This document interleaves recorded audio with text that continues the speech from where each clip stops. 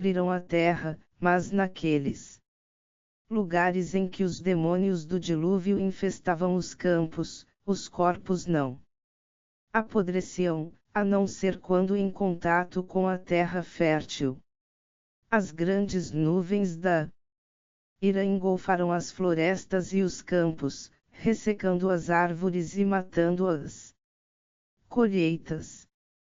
Havia grandes desertos onde já houvera vida e nesses lugares, onde ainda existiam homens, todos sofreram com o ar envenenado e muitos morreram, e até nas terras não atingidas pelas armas houve muitas mortes causadas pelo veneno do ar. Em todas as partes do mundo os homens fugiram de um lugar para outro e houve confusão de línguas. Muita ira acendeu-se contra os príncipes e seus servos e contra os magos que tinham inventado as armas. Passaram-se os anos e a terra não foi purificada. Assim estava bem registrado na memorabilia da confusão das línguas, da mistura dos remanescentes de muitas nações, do medo, nasceu o ódio. E o ódio disse: apedrejemos e estripemos e queimemos os que fizeram isso. Façamos um holocausto dos que deram causa a esse crime, e de seus criados e seus sábios, que pereçam pelo fogo, com suas obras, seus nomes, e até a lembrança deles desapareça. Destruamo-los todos, e ensinemos aos nossos filhos que o mundo é novo, de modo que nada saibam do que aconteceu antes. Façamos uma grande simplificação, e então o mundo começará outra vez. Assim foi que, depois do dilúvio nuclear, da peste, da loucura, da confusão das línguas, da fúria, começou a sangria da simplificação, depois dos remanescentes da humanidade se terem dilacerado uns aos outros, matando os governantes, cientistas, líderes, técnicos, professores e todos aqueles que os chefes das turbas enlouquecidas diziam que mereciam a morte por terem concorrido para fazer da terra o que ela agora era. Nada fora tão detestável aos olhos dessa populaça como os homens de saber, a princípio porque estavam a serviço dos príncipes e, depois, porque se recusavam a aderir ao derramamento de sangue e tentavam se opor a ela, qualificando os que a compunham de simplórios sanguinários. Alegremente aceitaram o apelido e começaram a gritar: simplórios! Sim, sim. Sou um simplório. Você é um simplório. Construiremos uma cidade que se chamará Cidade Simples, porque então todos os espertalhões que causaram tudo isso já estarão mortos. Simplórios. Vamos. Mostremos a eles quem somos. Alguém aqui não é simplório. Que morra. Para escapar da fúria dos bandos, os poucos homens instruídos que sobreviveram refugiaram-se no santuário que encontraram em seus caminhos. A Santa Igreja, ao recebê-los, vestiu-os de monjas e procurou escondê-los nos mosteiros e conventos que tinham escapado da destruição e podiam ser habitados. Pois os religiosos eram menos desprezados pela multidão, exceto quanto abertamente a desafiavam e aceitavam o martírio. Algumas vezes tais santuário eram respeitados, outras, não. Os mosteiros eram invadidos, os registros e os livros sagrados queimados, os refugiados aprisionados e sumariamente enforcados ou mortos na fogueira. A simplificação cessara de obedecer a qualquer plano ou propósito logo depois de ter começado, e tornou-se num frenesi insano de assassinato e destruição das massas, como só ocorre quando já não há mais vestígio de ordem social. A loucura foi transmitida às crianças que tinham aprendido não só a esquecer, mas a odiar, e vagas de fúria reapareceram esporadicamente até na quarta geração depois do dilúvio. Então, não mais se destruíam os sábios, que já não existiam, mas os simples alfabetizados. Isaac Edward Leibowitz, depois de procurar em vão a sua mulher, fugira para o convento dos cistercienses, onde ficou escondido durante os anos que seguiram ao dilúvio. Passados 6 anos, mais uma vez saíra à procura de Emily ou de seu túmulo, no distante sudoeste. Lá, afinal, convenceu-se de que morrera, pois a morte triunfara totalmente naquele lugar. Ali, no deserto, tranquilamente fez um juramento.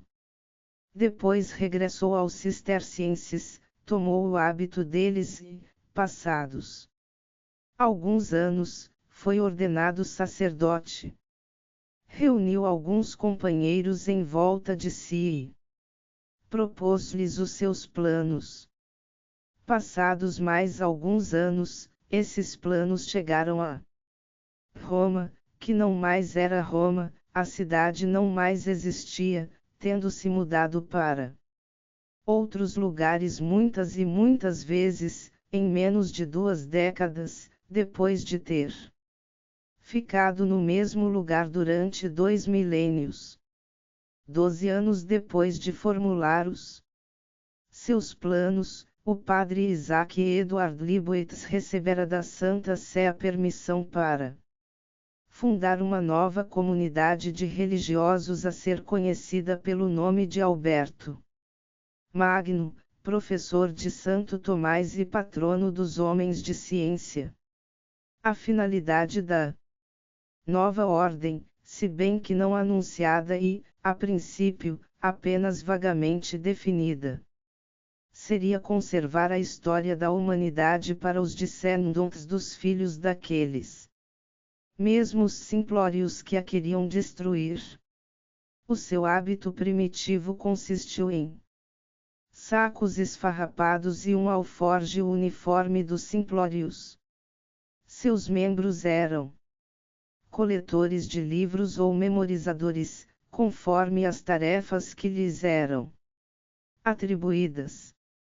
Os coletores arrebanhavam livros, fugiam para o deserto de sudoeste e os enterravam em pequenos barris.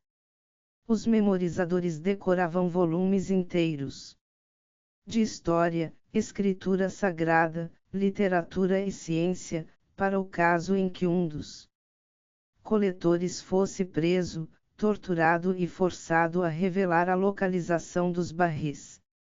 Enquanto isso, outros membros da ordem encontraram uma nascente de água pura a 3 dias de viagem do esconderijo dos livros e começaram a construir um mosteiro.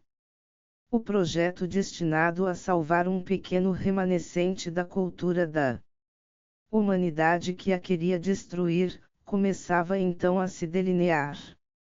Leibowitz, enquanto desempenhava suas funções de coletor de livros, foi aprisionado pelos simplórios. Um técnico que aderirá à multidão e a quem o padre logo perdoou, identificou-o não só como homem de ciência, mas como especialista na fabricação de armas. Coberto com um saco, foi martirizado por estrangulamento com uma corda cujo nó corria lentamente e, ao mesmo tempo, queimado vivo, que deu lugar a uma discussão entre a turba sobre a melhor maneira de executá-lo. Os memorizadores eram poucos e suas memórias, limitadas. Alguns dos barris de livros foram encontrados e queimados, como também foram vários outros monjas coletores. O próprio mosteiro foi atacado 3 vezes. Antes que a loucura esmorecesse. De todo o vasto acervo de conhecimentos humanos, somente uns poucos barris com originais e uma pobre coleção de textos ditados pelos memorizadores e escritos à mão, sobraram na biblioteca da ordem, quando a fúria passou. Agora, depois de 6 séculos de trevas, os monjas ainda conservavam essa memorabilia que estudavam, copiavam e recopiavam, aguardando pacientemente. No princípio, ainda no tempo de Leibniz, esperara-se e mesmo antecipara-se. Como provável que a 4ª ou 5ª geração quisesse reaver a sua herança.